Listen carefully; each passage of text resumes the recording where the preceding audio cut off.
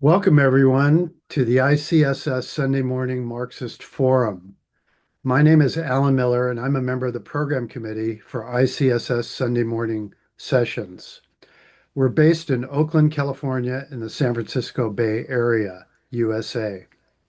Our weekly programs are online via Zoom every Sunday morning at 10:30 a.m. Pacific Time. You can sign up at our website, icssmarks.org, icssmarks.org, to receive weekly email announcements for our Sunday sessions. We started doing these programs in Oakland in person in 2006, and you can view videos of past presentations, send us a message using our contact form, and make a donation to support our programs on our website, icssmarks.org. We're pleased to have our speaker today, Mary Uyematsu Gao, who, as a UCLA art major and activist working to establish the UCLA Asian American Studies Center, documented the Asian American movement in Los Angeles in the early 1970s. Mary published her photography collection from this movement in 2020 in a book titled Rockin' the Boat: Flashbacks of the 1970's Asian Movement to document the anti-imperialist issues that politicized a generation. We're going to start with a brief introduction by Mary, followed by a short slideshow of her photographs from her book, and then a presentation about the movement at that time. It should be a really great peek back into what was going on in the past for us to think about it and what its significance is for today. So, with that, I'm going to welcome Mary to the Sunday Morning Marxist Forum. Take it over, Mary. Okay, thank you, Alan. Greetings, everyone. Sorry. So the 1970s Asian American movement was one of the spontaneous movements that was sparked by the civil rights and the Black liberation movement, especially the Black Panther Party. And out of that, basically there were four large national movements that were created, uh, uh, basically inspired by the Black movement, which was the Asian American movement, the Chicano movement, and the American Indian movement. And I'm sure you all know somewhat about those. So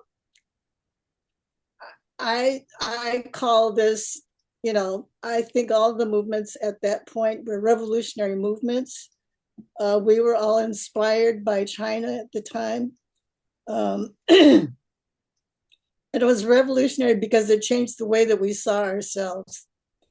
And up to that point, Asian Americans were primarily organized by ethnic group, but we came under a new heading, which was Asian American, which embraced all the different Asian groups, and basically got rid of the moniker Oriental, which was pretty disgusting for all of us. So we represented these spontaneous revolutionary forces at the time. We were very naive, I think, of the police state of the US government. At the time, COINTELPRO was basically, especially focused on neutralizing the Black Panther Party. And we were witness to that.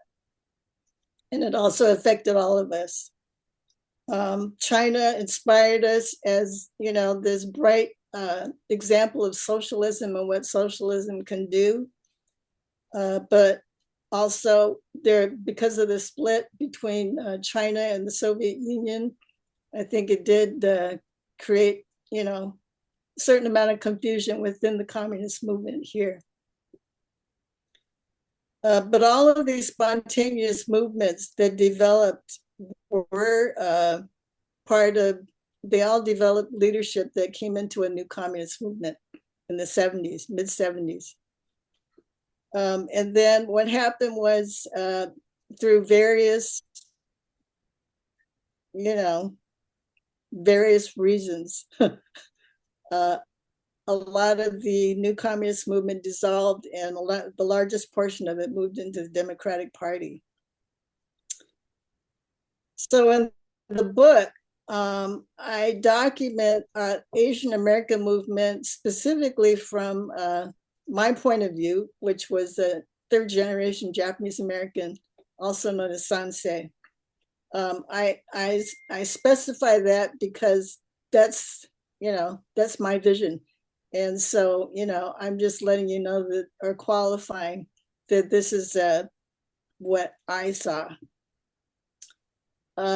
Doing the book was important because a lot of, at least while I was still thinking about doing it, there's still a lot of people who never knew there was an Asian American movement, even Asian Americans.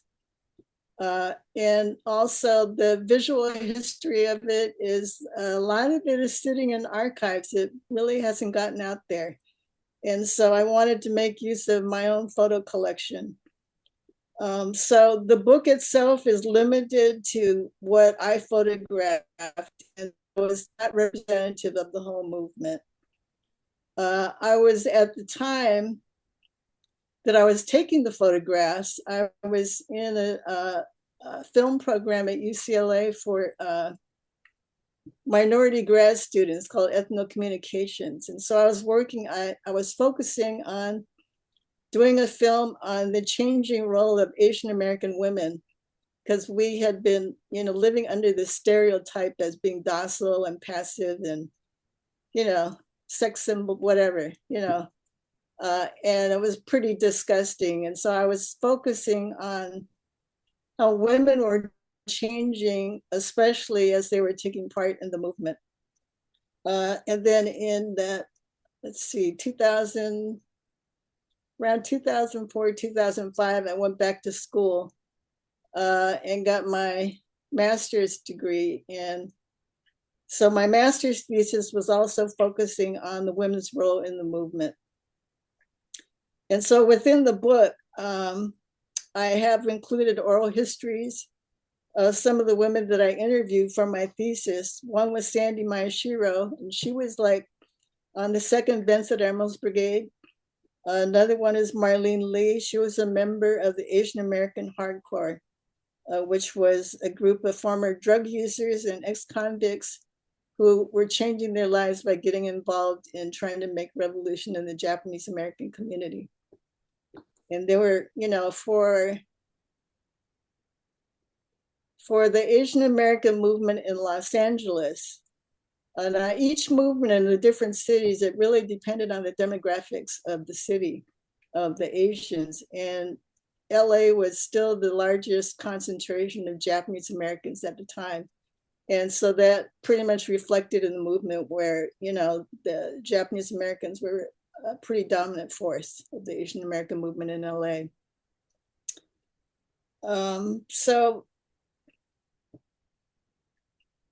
I also bring out personal stories of people who were involved in the movement. And I guess the main purpose of the book is to try and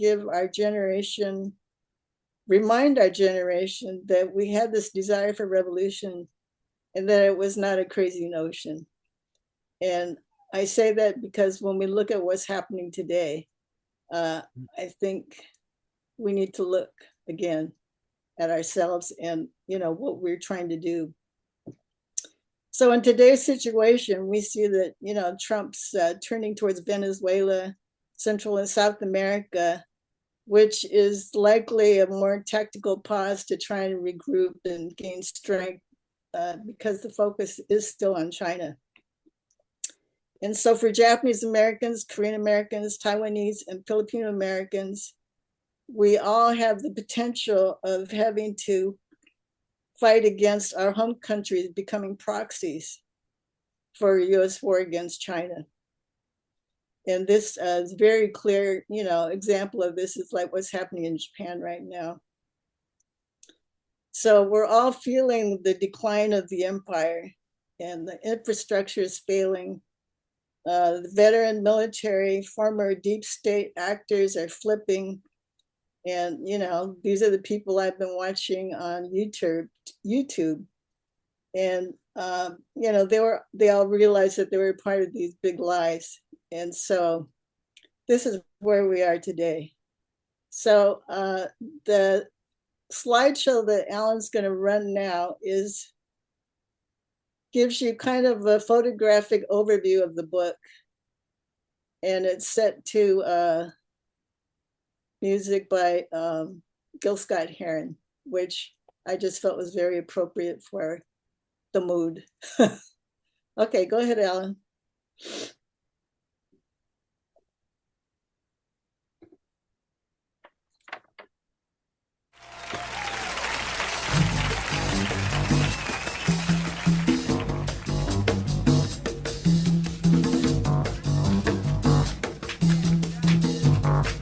Don't make you feel like doing it. Do that too.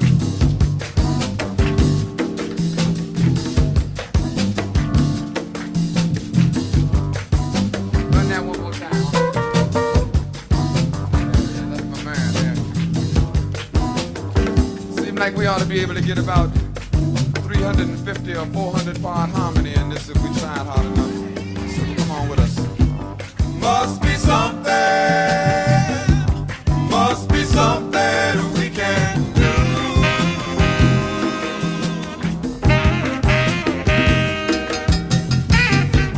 Must be something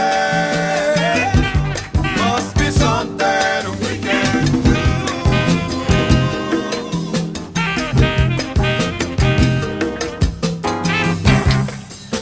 We didn't come all this way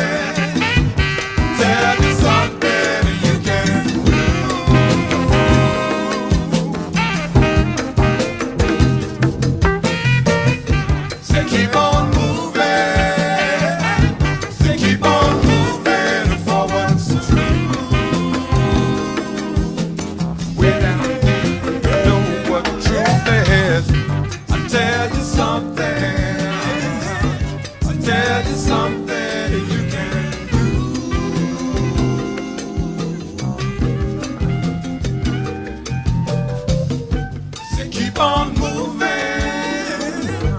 keep on moving for what's true. Yeah, yeah, yeah, yeah, yeah, yeah,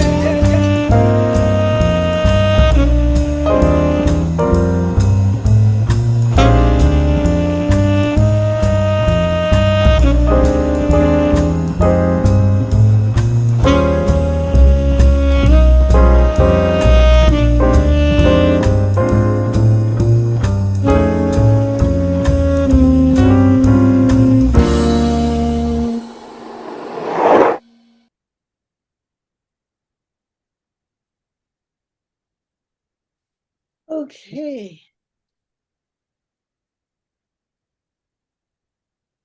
Now, let's see.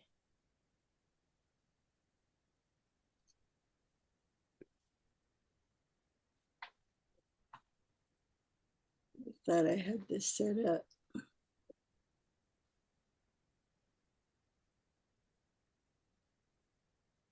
What do you see, Alan?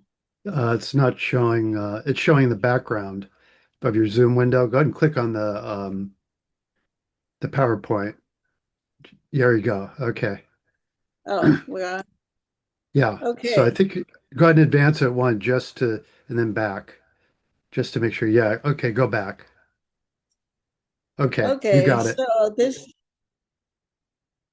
is a PowerPoint that I've worked on for this presentation. And a lot of us came out of different experiences. I will focus primarily on the Japanese American sector of the movement because that's been my experience.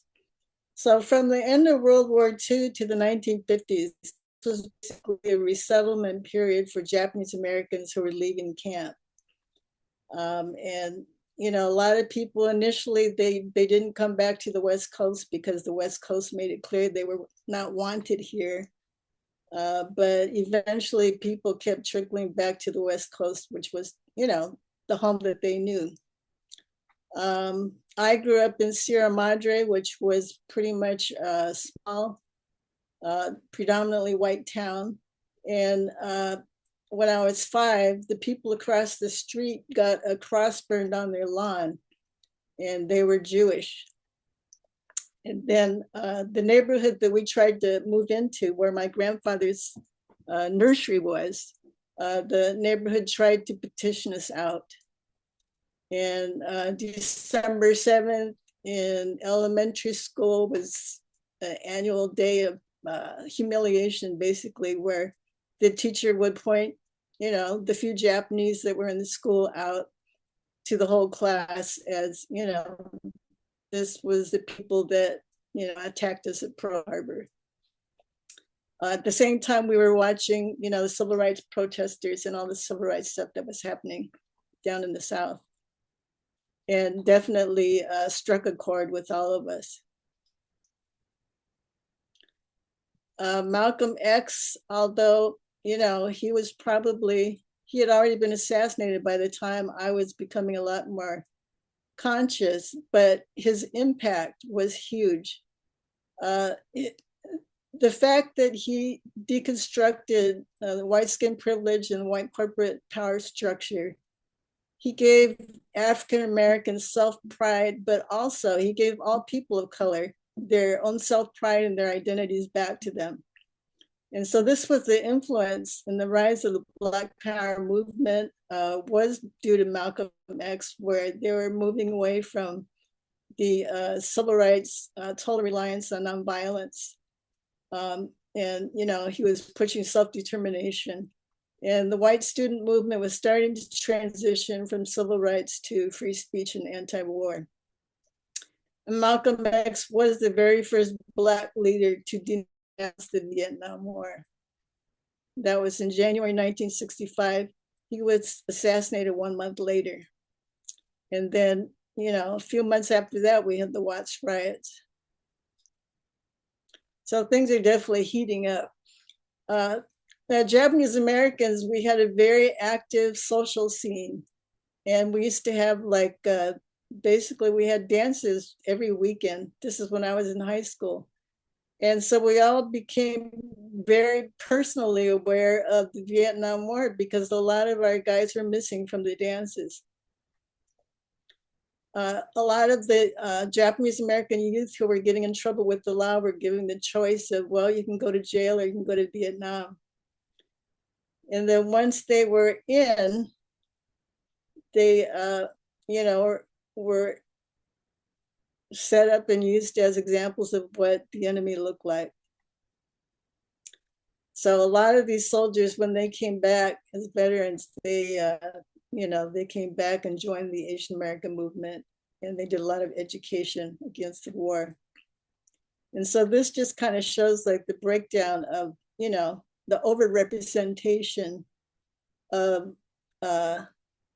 people of color, in the forces in Vietnam.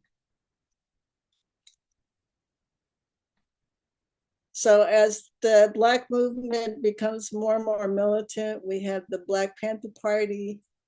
At the same time, we have this sociologist, William Peterson, who comes out with the New York Times article about Japanese Americans being the model minority, right? And so the example of that is that, here we were thrown into camp during World War II, and out of that experience, the young men, the Nisei, who were second generation, volunteered and were very, they were heroic in the World War II fight.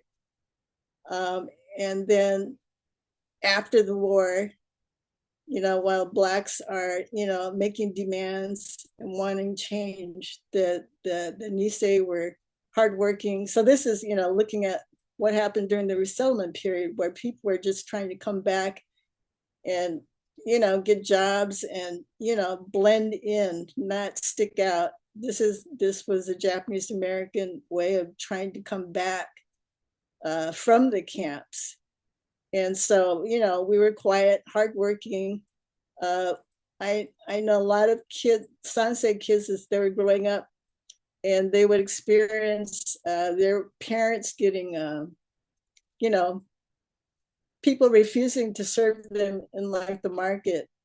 And, they wouldn't make any demands. They would just, bow their head in shame and, basically accept what was happening to them. So at this point, Asian Americans were kind of at the top of the heap of people of color. And so it's clear that we were being used as this mono minority as an example against African Americans. Then come 68, we have the East LA blowouts. I bring this up because I was just impressed in terms of the timeline, that it was these high school students, 5,000 high school students in primarily Chicano dominated high schools in LA that walked out. And, this is actually before, I guess about a half year before the San Francisco state strike. And a lot of the people that helped organize the blowouts were also involved in the San Francisco state strike. Then we have the birth of the Asian American Political Alliance in 1968. This is Yuji Ichioka and Emma G, and they founded the Asian American Political Alliance. And so this was really some people consider this the beginning of the Asian American movement. It's, for me, kind of hard to determine that, because there were a lot of things going on. But this is the first time under this heading that Asian Americans, then they coined the term Asian American. And this was basically a new concept of having the Asian Americans coming under one heading instead of individual ethnic organizations. And so we have the formation of the Third World Liberation Front at the San Francisco State strike and the UC Berkeley strike. And both of these strikes really kind of brought in and set in motion ethnic studies struggles at campuses across the country.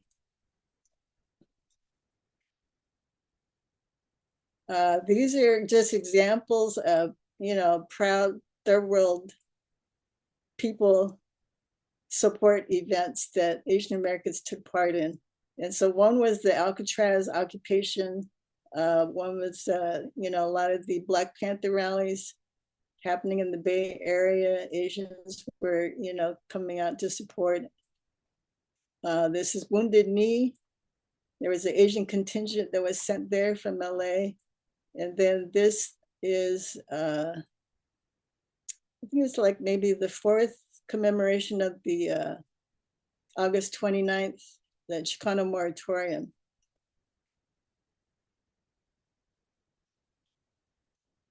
Then I was at UCLA, and we had the High Potential program, which brought in, people of color onto campus. We were all housed in Campbell Hall. And before the ethnic study centers were actually established, there was the shooting of John Huggins and Bunchy Carter, which was set up by COINTELPRO.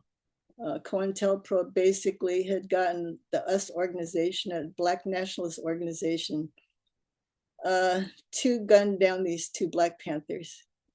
And so that was a very kind of politicizing event for all of us. And it actually, I think, sped up the chancellor agreeing to establish the ethnic studies centers, because then that happened in June.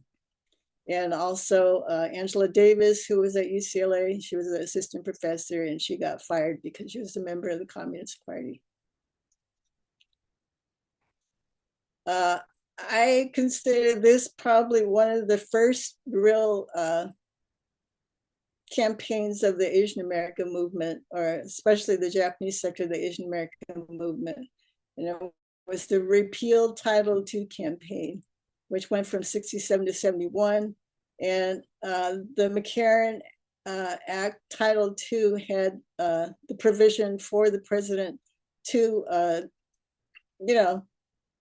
have the right to call up concentration camps for people and detain them. And so this is a quote from Raymond Okamura, which I thought was very important. It was imperative for Japanese Americans to assume leadership in order to promote third world unity. Japanese Americans had been the passive beneficiaries of the Black civil rights movement. And then Nixon repealed it in 71, although we still see that we have concentration camps today. Shoshana, who's in the Suda for Solidarity, they went to Texas, I think it was,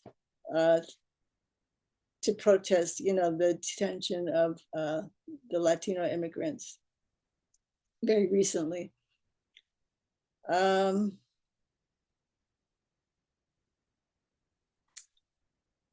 Okay.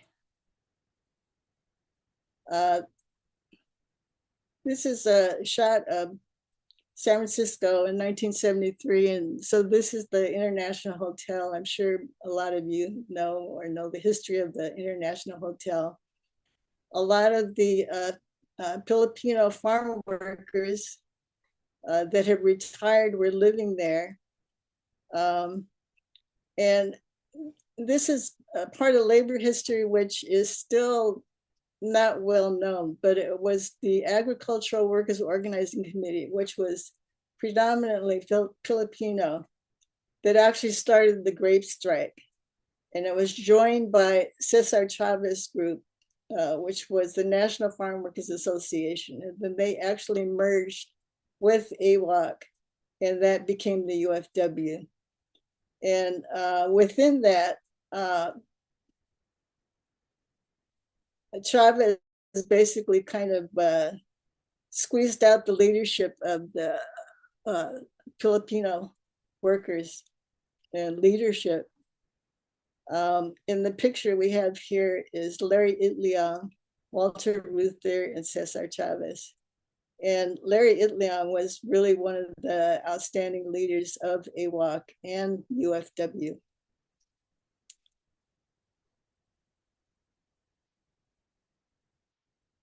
So actually the movement really, in the early days of the movement after the strike, a lot of the students from ethnic studies were going to International Hotel and actually set up a lot of places, like Everybody's Bookstore was there. There was the Asian Community Center. And so these were all housed in the International Hotel. And it was really kind of the hub of activity for the Asian American movement in the Bay Area. And so this is a program I went to, which was NCRCLP, National Restoration. It's a long one. National Restoration for Civil Liberties in the Philippines.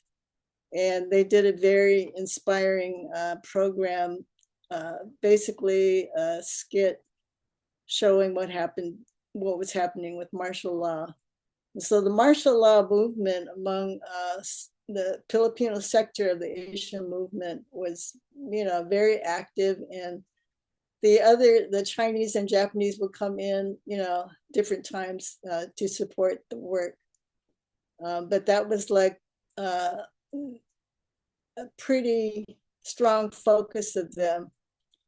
And what happened was in 1977 was the year that the Manongs, the Filipino farm workers, were getting evicted from the International Hotel.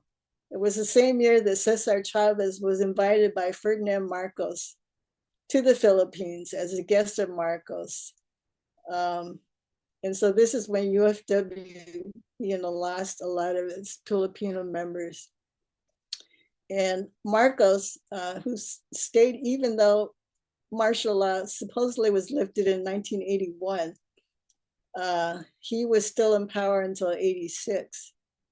And he actually financed the assassinations of two international longshoremen, Filipino, actually they were union leaders, in Local 37 in Seattle. And he had them killed because they were organizing.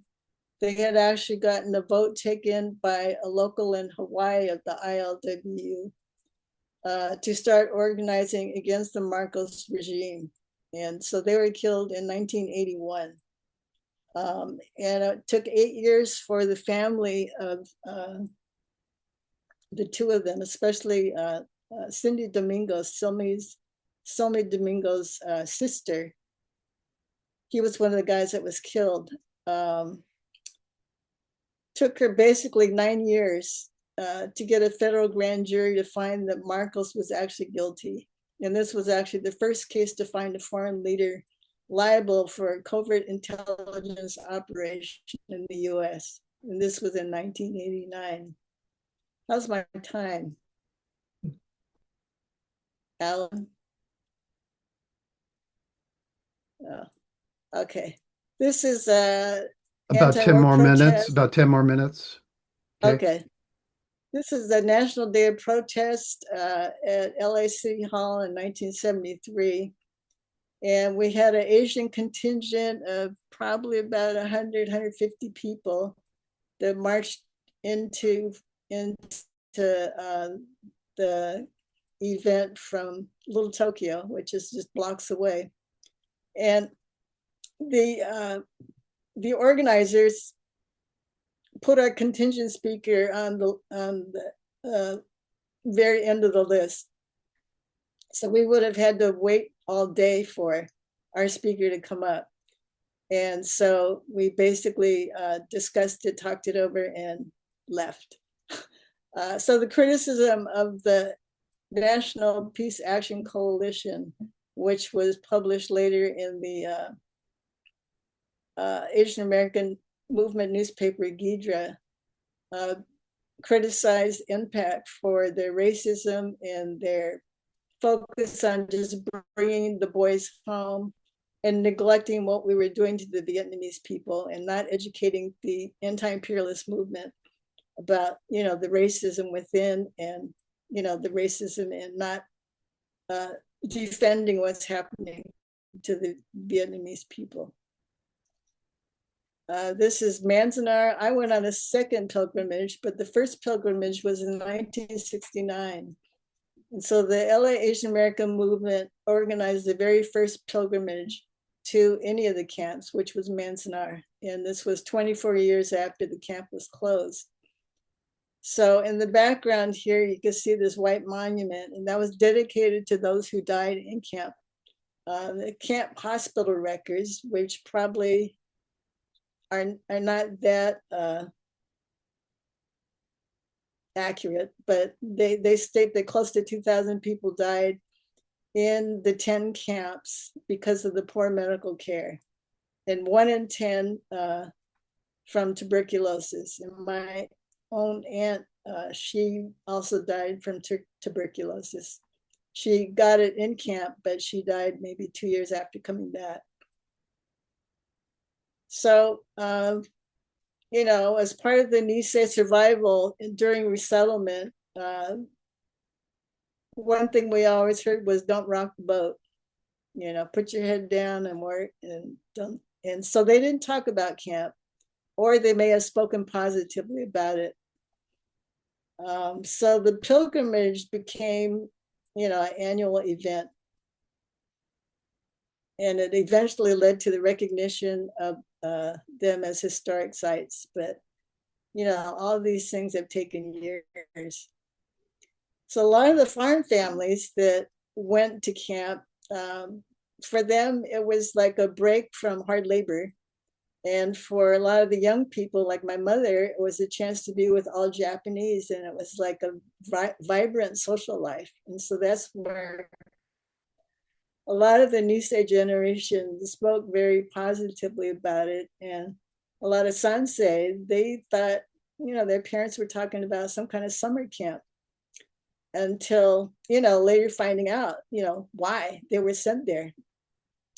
My own family history, I'll try and be very brief on this, but my grandfather, he had 132 acres of land, which he had a nursery on. And so he was basically forced to sell the bulk of it while he was in camp, because he had to leave the business in charge of basically, his white employees. And they basically saw him as, the enemy, and they embezzled a lot. So he lost it because he couldn't pay the taxes on the land. The internees were used as a cheap labor force during the war. They, did agriculture, they did camp construction and maintenance. They also built camouflage, or they produced the camouflage netting for the war, and infrastructure projects like irrigation and clearing the land. And there was low wages. I think the wages were like maybe $12 to $16 a month. And so there was a lot of strikes and work stoppages. And the Japanese community was basically really divided when they were forced to answer these loyalty questions. And so that's where a lot of Nisei men volunteered to go into the army, and also some got drafted. And among those that got drafted, there were actual resistors, but they were made to feel so ashamed after the war by the Japanese community at large, that they really kept quiet. And so it really took our generation, the movement generation, was saying, how could you all go quietly? Didn't anybody protest? And so we were able to rediscover that there were resistors, and kind of restored our faith in our community, that we had fighters, we had resistors, but they had been hidden from us. So it was really the movement that helped resurrect these resistors. And there was a big group of them at Heart Mountain. So basically, the Asian American movement gave rise to an 8-year campaign for reparations and redress.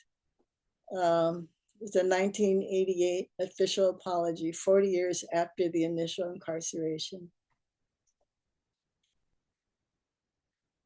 This is in, I guess it was 1971.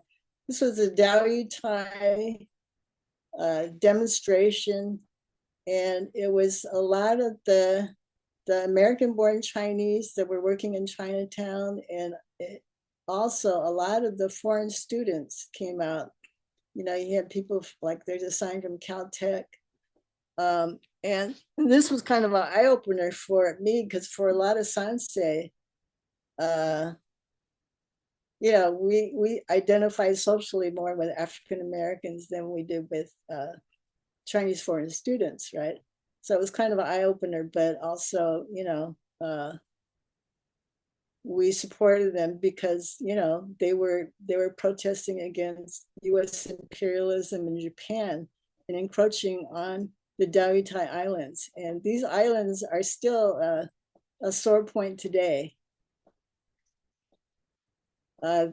So this sector of the movement was also supporting China to become the sole representative in the UN, and eventually they got that, replacing Taiwan.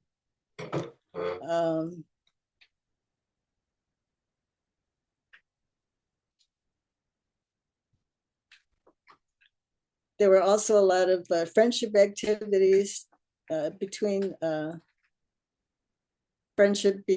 US and People's Republic of China. And so the PRC is voted in as the UN representative October 71. February 72, Nixon begins normalizing relations, but it's not until January 1979 that there's actual formal diplomatic relations under President Carter. And on the Japanese end, Anpo Funsai, Anpo is the US-Japan Security Treaty, and Funsai means to break it or destroy it. And so we were protesting because as part of the anti-war effort, Japan was a crucial, well, it was strategic for the US because that was their main jumping off point to, you know, to their bombing missions in Vietnam. And so it was very important for Japanese Americans to, you know, take up this protest against the Japanese government and its role in being this junior partner and complicit in the Vietnam War. So this is a demonstration of Little Tokyo. And then here we have Patsumi, who was, hello? Couple more minutes, okay? Okay, let me move on. This was another demonstration of anti-imperialist youth brigade, which was at Nisei Week, which is like equivalent to the Cherry Blossom Festival up in the Bay Area. And so we basically brought the message you know, Japan's complicity in the Vietnam War. The military flag was torched there and created a lot of dialogue in the community. This is AAA Asian Americans for Action in New York City. It was started by Nisei women, and they were really strong political leadership for the movement. We have Yuri Kochiyama here. These are her notes. And, you know, this was a note written the day before Malcolm X was assassinated, where she's saying, you know, to go to the rally. This is Aiko Yoshinaga Herzig, who is the one who found the smoking gun in the National Archives that said that the camps were not military necessity. This is Confucius Plaza. So this is basically a struggle in 1974 where most of the Asian communities were getting hit with evictions for gentrification because they were usually located in downtown areas. And in New York City, this was the first time that instead of, you know, fighting the eviction, it was like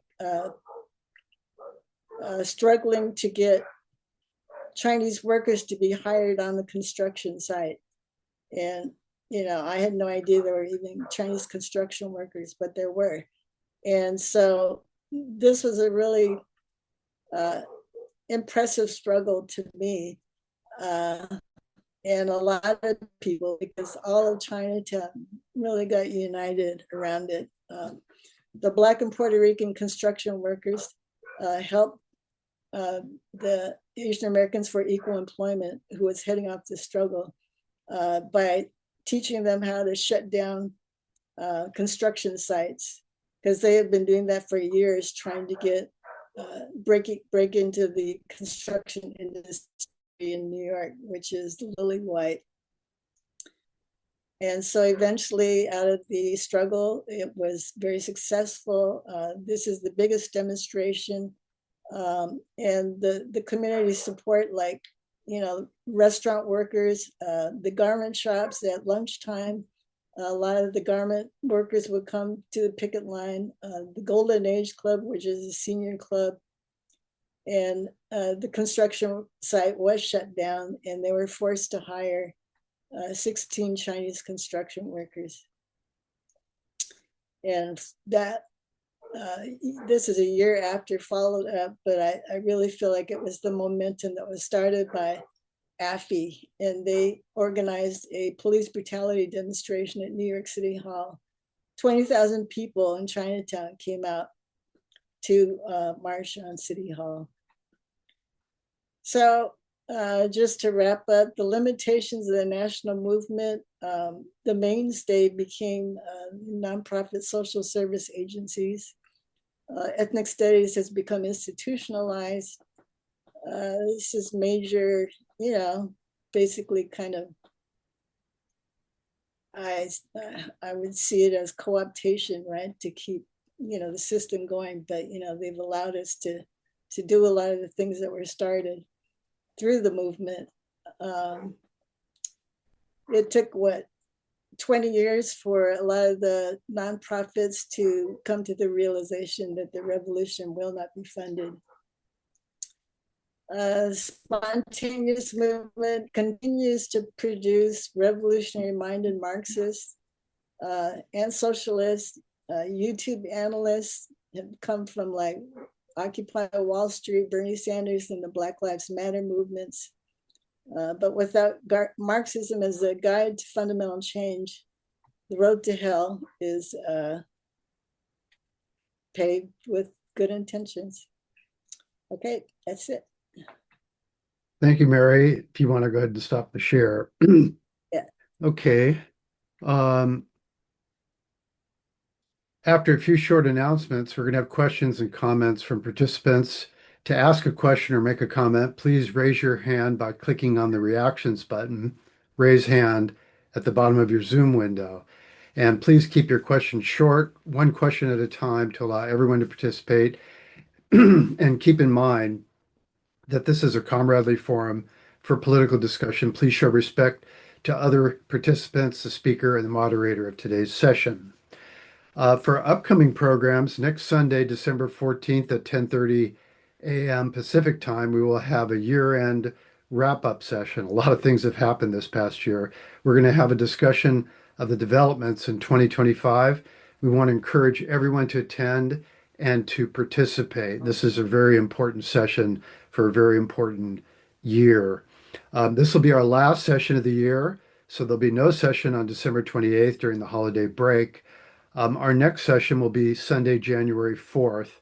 Sign up for email notifications for future programs at ICSSmarks.org, where you can find links to video recordings of our past programs. Contact us with feedbacks for suggestions of future programs and topics, and make a donation to support our Sunday morning sessions. So with that, let me take a look and get some questions from the audience. Anybody care to go ahead? Let me allow people to unmute themselves. Okay, and let's start with Sharon Rose. So Sharon, please go ahead and unmute yourself and go ahead. Thank you, Mary. This was a great presentation, and I love that your last sentence. But I loved all the video and the remembering the importance of the ethnic studies movements, especially and the movements of people of color. I wanted to add, you mentioned that you had inspiration from other movements, of course. The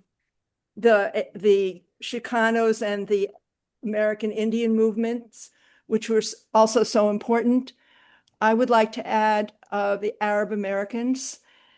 Each of those movements had its own particularities, of course, and the Arab American movement has been not as successful, but it still existed, and we should recognize that, especially in the context of academia. So I think before around 1967, Middle East studies was essentially Zionist studies with a few exceptions.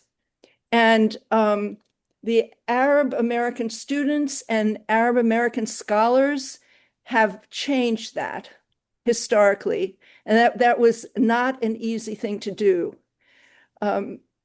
They have been somewhat more quiet about it than other groups have been, but it still happened, and it's important to recognize.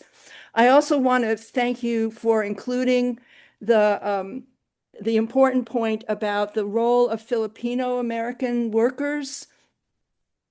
And speaking of reparations or recognitions by the U.S. government of crimes, the Filipino fighters against the Japanese, the guerrilla fighters, were the people who allowed MacArthur to make good on his promise that he shall return when the U.S. retreated from the Philippines in 1941 or 42. And they were promised U.S. citizenship, but that was rescinded in 1945 by the Roosevelt administration. And it was not until 1990 that the United States recognized that error, that crime, and allowed those Filipino veterans to have a pathway to citizenship. And that was a very important struggle. And it was part of the reason that Jean and Selmy were murdered. Is there other point or That's move all. on? Okay, thank you. Okay, next is Lucy, followed by Citizen One.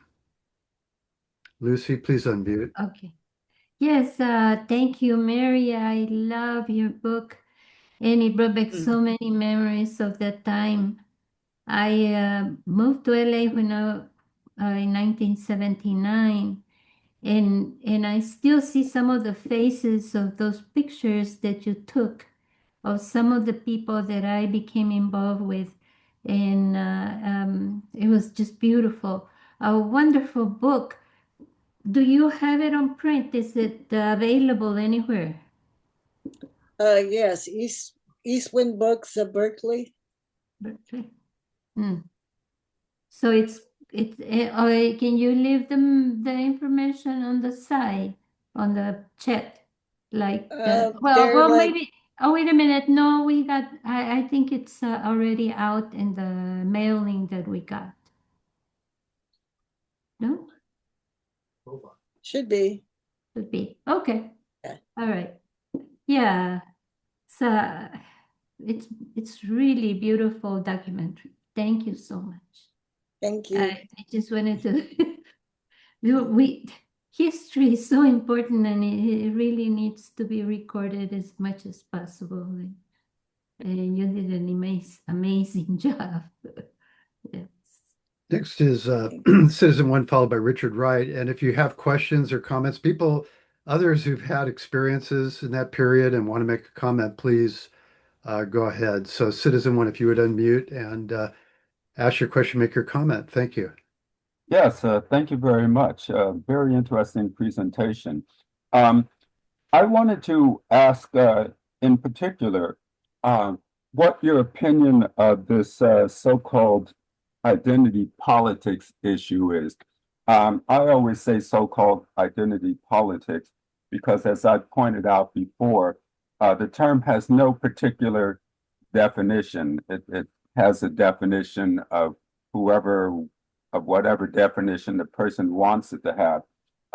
In particular, I've criticized Norman Finkelstein for what I characterize as yet another, and of course I don't mean all, but yet another older white male whose political heyday from the 60s is in criticizing people of color and other oppressed American minorities as engaged in identity politics, which he terms, or I'm not quoting him, but which he characterizes as different American minorities who are chauvinistically interested in their own groups or own issues to the exclusion of any other issues.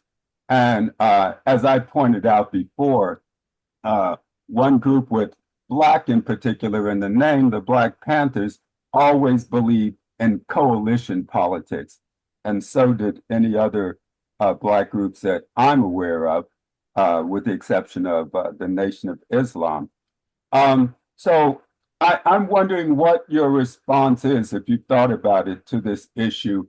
I characterize people like Finkelstein as not interested in understanding the perspectives of any other people other than the interest of white males. And other people have characterized the attacks on identity politics as an attempt for a white unity movement, for white Marxists and white capitalists to somehow reach an agreement on how the world is going to be economically organized. So I'm wondering what you have to say about that criticism. Thank you very much. I tend to agree with you. When I saw Finkelstein's presentation on this group Sunday morning, I had problems with it, and I've thought about it. And I think identity politics, the term has just been co-opted from what it originally was supposed to mean, which was basically a democratic kind of urging of ethnic people, to gain their own strength in their own communities and be able to take part in, larger politics of U.S. society.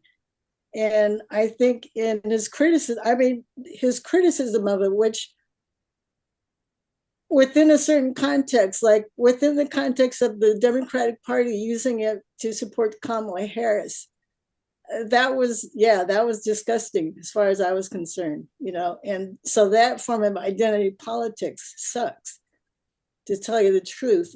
Also, he trashed intersectionality, which I think is totally wrong, because intersectionality, everybody gives credit to Kimberly Shaw for coining the phrase, but the concept actually started as far back, if not further, but at least as far back as the 1930s. A CP member, Louise Thompson Patterson, William Patterson's wife, she, made the first use of intersectionality, which was, the intersection of race, class, and gender. And so in the Asian American movement for the women, this was very important to have that understanding of the intersection, because, it's not a question of if you want to stand up as a woman that you have to join the white women's movement. No, we had our own movement. Why should we leave our movement and go into a white women's movement, which was racist and disregarded our ethnic identities and our, our ethnic struggles? And so that intersectionality was really important to understand why we stay within our own movements. Now, the white feminists have criticized, a lot of women of color for staying in their own movements because there was patriarchy. But hello, where isn't there patriarchy? But that doesn't mean you leave your own movement, instead of staying within it and trying to change it. And, the intersectionality is because the race, class, and gender all exist inside of you. You're one person. You're not, instead of dividing yourself up into parts to join these different movements, to me, that's the understanding I have of intersectionality and why it's important. And I think the meaning has gotten distorted. If I may just interject, Finkelstein should stay in his own lane, and he wasn't always so great on the issue of Zionism too. He was once very poor for someone who called himself a communist on the issue of Zionism. A white American housemate of mine called Finkelstein on the issue of identity politics. She said in brief, he's a crank. And with regard to intersectionality, he called it a crass slogan. So there you go. Okay, next is Richard Wright, followed by Mehmet. So Richard, please go ahead. Yes. Thank you for your presentation. I brought back a lot of fond memories, even though I wasn't there. But my question is this. I'll lead into it, I guess. Well, I'll ask it straight out. There's a lot of inter-Asian hostilities. I wouldn't say a lot. There's some inter-Asian hostilities. For example, there's my now ex-girlfriend was Chinese and still harbored a lot of resentment to the Japanese. There's also, I suspect, a fair number of the same animosity between Cambodians and the Vietnamese and Thai. And you sort of hinted at that a little bit in your presentation, in that you said that you brought up in a Japanese culture, and you sort of let it to that you were isolated from other Asians. Could you maybe speak to the inter-Asian hostilities and how that affects the movement? Thank you very much. Okay, well, at this point, I have no idea if there is still an Asian movement, because from the mid-70s, people basically kind of focus into their own communities. And we're doing, the movement started like social services in our own communities because they didn't have any, right? And so people really got stuck into that. And so after the 70s, you really kind of see people focusing on their own communities much more and much less of coming together. And so, yeah, those hostilities are there. And I think people try to work them out. There's still enough Asian American, Pan-Asian type of organizations like ethnic studies. And there are community organizations which are Pan-Asian, where they do have to deal with these questions. And I know for myself, I married Chinese. But, that's why I pointed out, and I always felt especially inspired when Japanese would basically criticize the Japanese government for what it's been doing. I always like to bring that out because, that's the only way we can kind of put a hand out in friendship to, people that we've done shit to. Okay, next is Mehmet, followed by David. So Mehmet, please go ahead. Yes, thank you, Mary. A great presentation. That was something that was needed, by the way. My question is, again, you started maybe following Richard's line. You started by saying how the movements, especially in 1970s, were affected by the what was going on in China and the Chinese Communist Party, maybe. I'm extrapolating that. Could you please extrapolate more on it, on how the movements were being affected by the policies, the constantly turning and twisting policies that happened during that time in China, and whether it got affected by China moving towards the U.S. Sphere of influence after Nixon and Kissinger got involved. Did these developments have any effect on the Asian movement here in the United States? What do you think?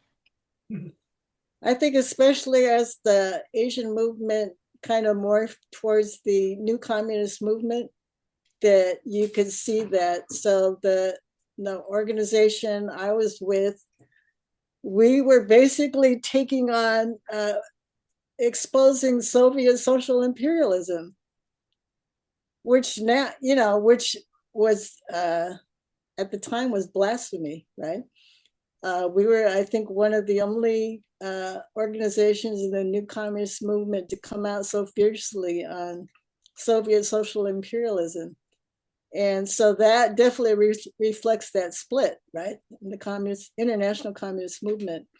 And, I only kind of recently have realized or understood how damaging that was, just in general, to the work we were doing to, the new communist movement. Well, the new communist movement, kind of basically imploded anyway. For various reasons. Some of it was, infiltration. A lot of it was just, a lot of petty infighting.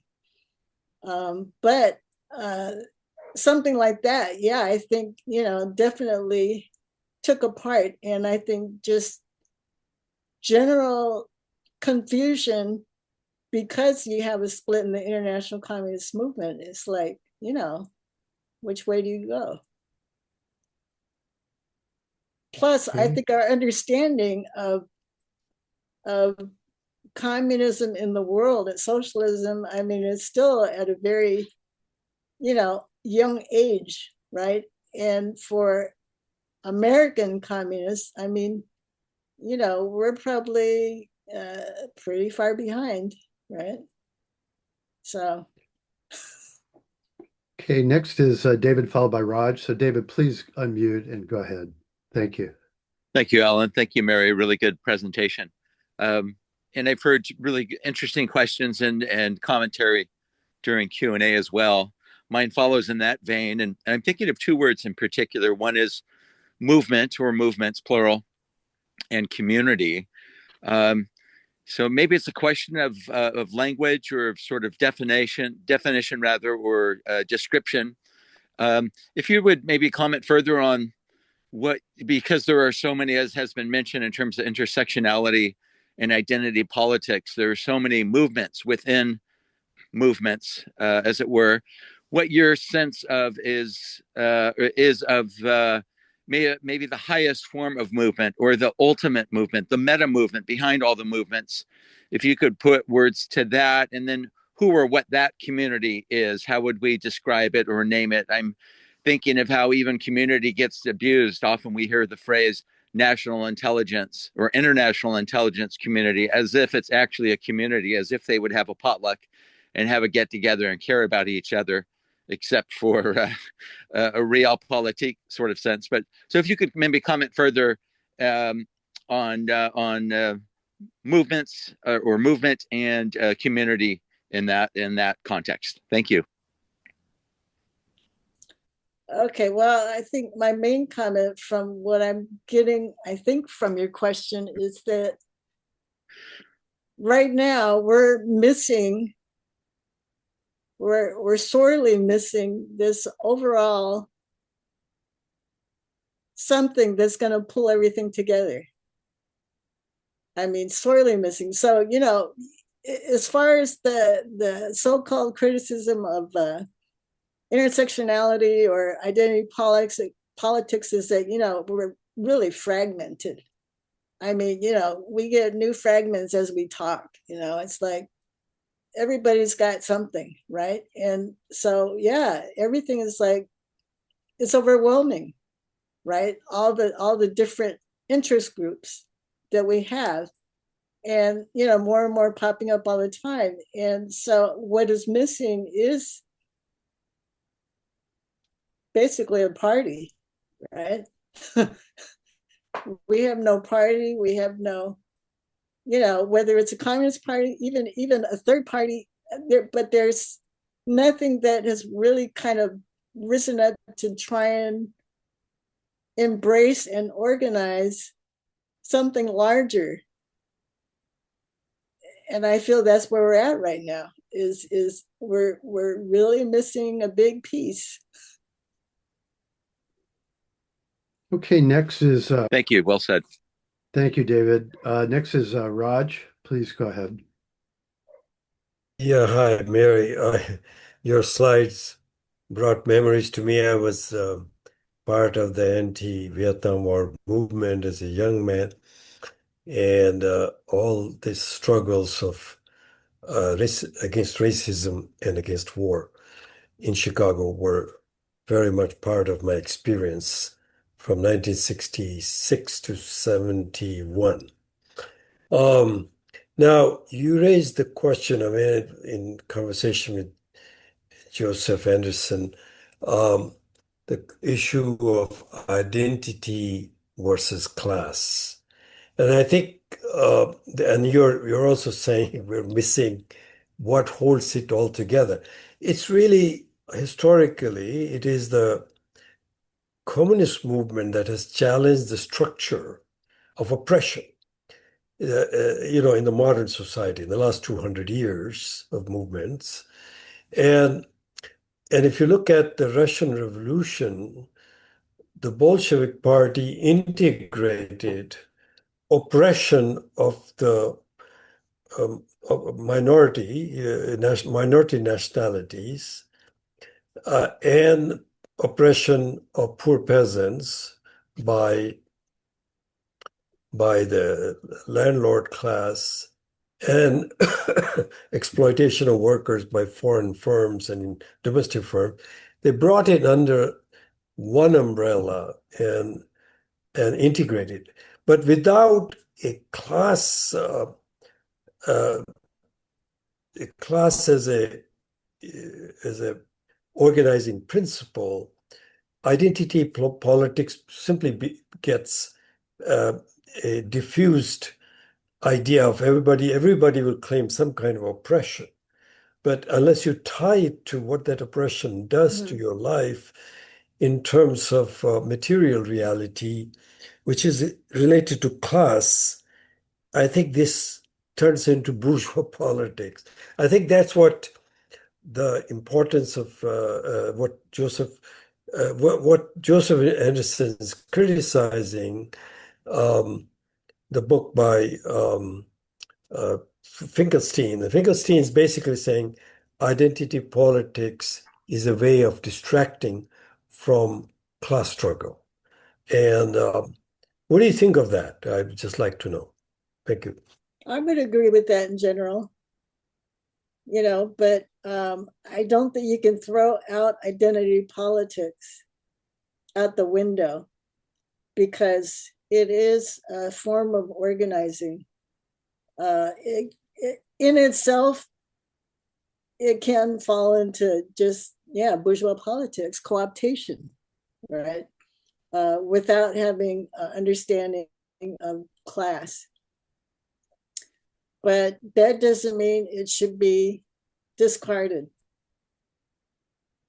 because within identity politics, you have your classes, but the majority is still going to be your working class there.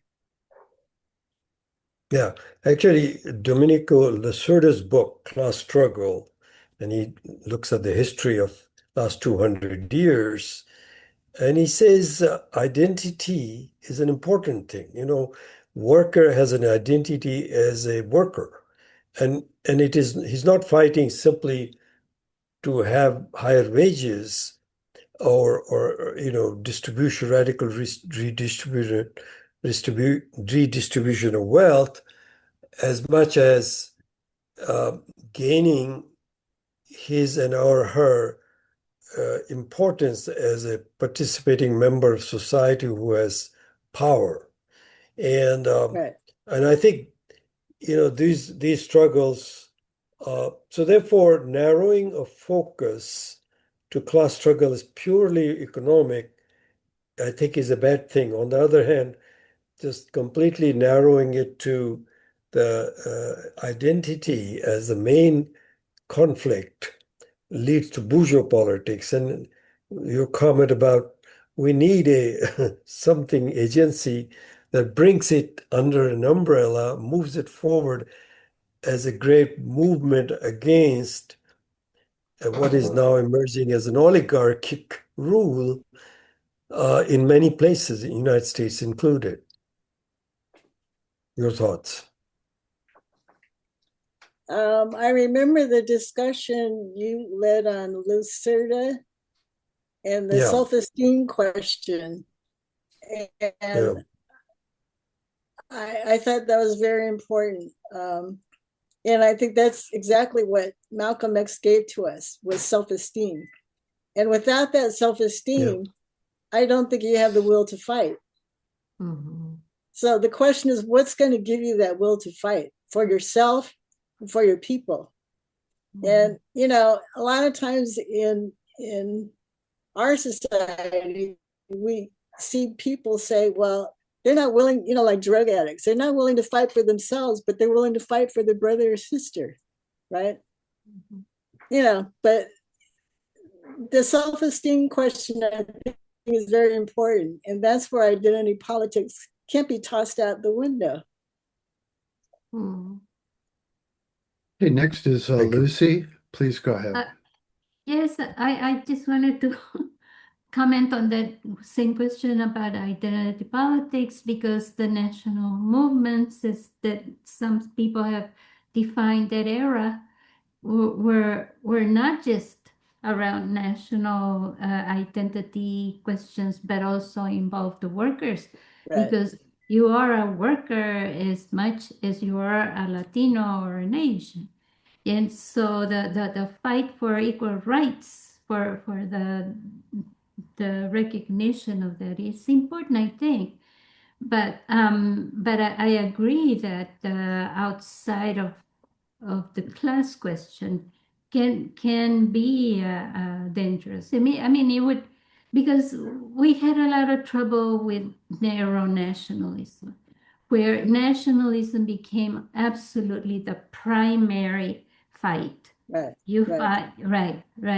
You they took extreme views about like not understanding that we are part of a whole working class that lives in an entire planet. That there are workers that are many nationalities, but that's not the most important thing. The most important thing is that we're workers, that we produce the wealth in this country. So yeah, but I also understand that, like you said, that building that decolonizing, which is what people used to call fighting to recognize yourself as a human being which is equal to all other human beings. And the colonial powers had installed in our heads that we were less, that being Latino or being Asian or being Black meant you were inferior.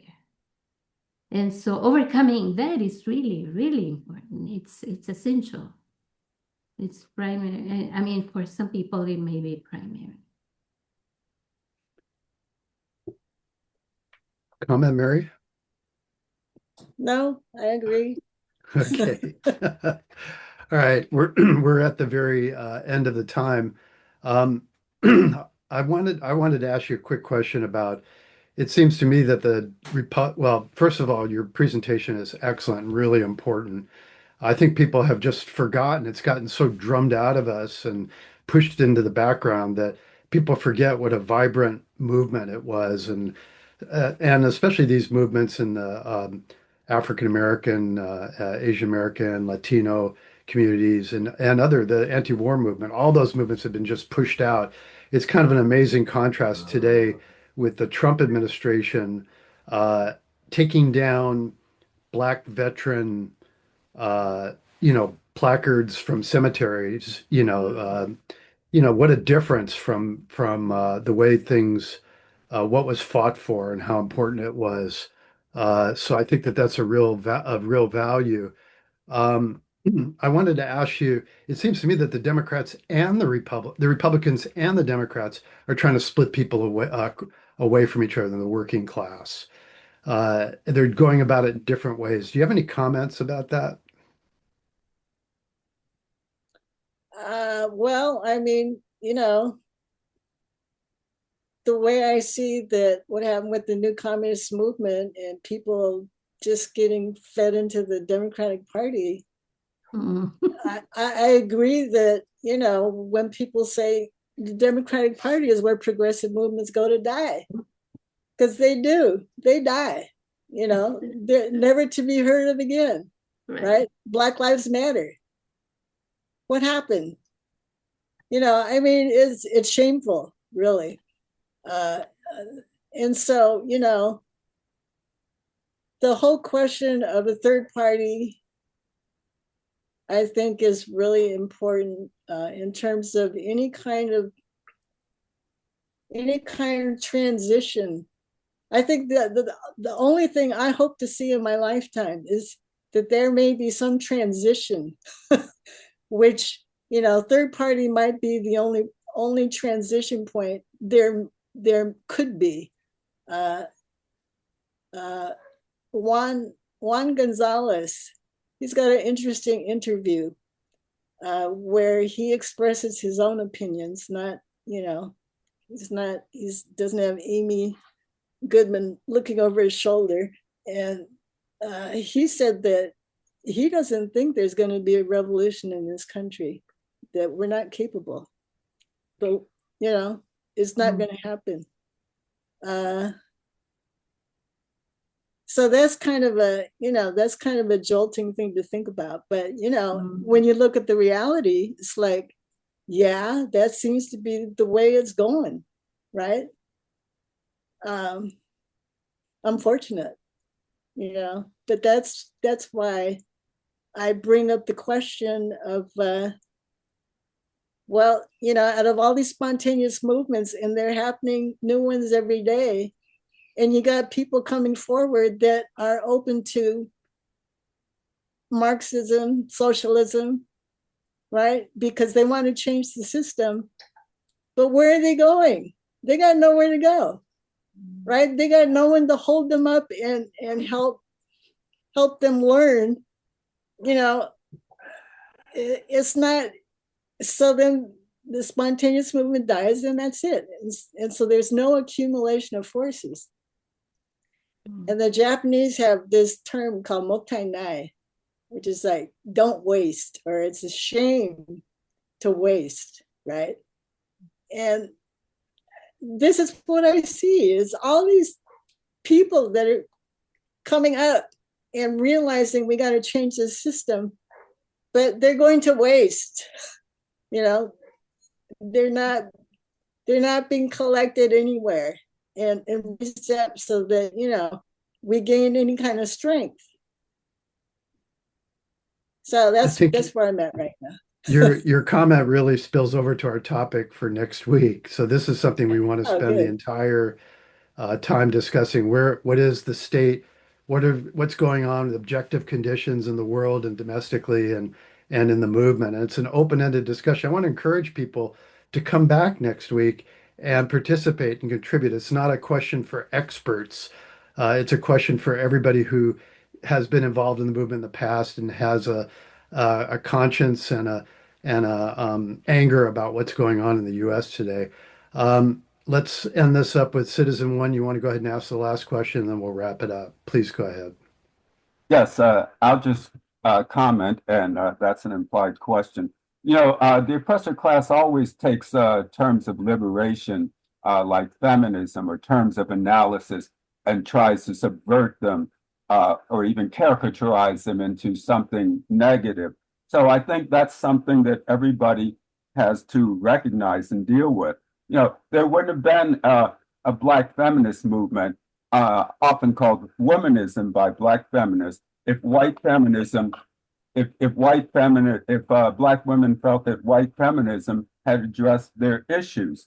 And so-called identity politics is only condemned when it comes to oppressed minorities, but not when it's called NASCAR dads, soccer moms, hard hat workers viewed as white working class workers, or farmers viewed implicitly as all white.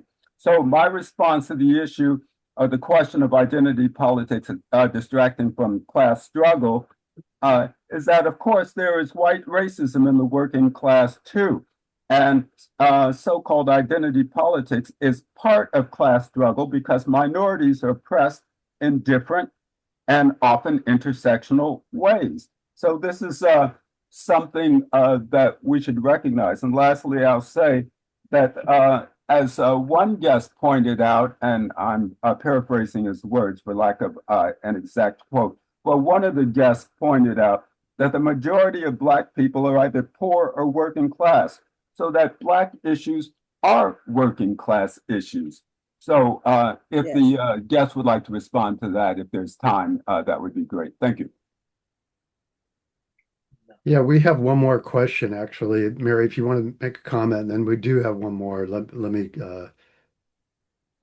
Next question. Oh, okay. We had a question in the chat that came up. It says, could you talk about the impact of, quote, progressive Asian American electoral politicians have had on your movement, good and bad? I'm thinking specifically of Gene Kwan in Oakland. Okay. So this Not a is from good the question. chat. This is from the chat, Mary. Okay.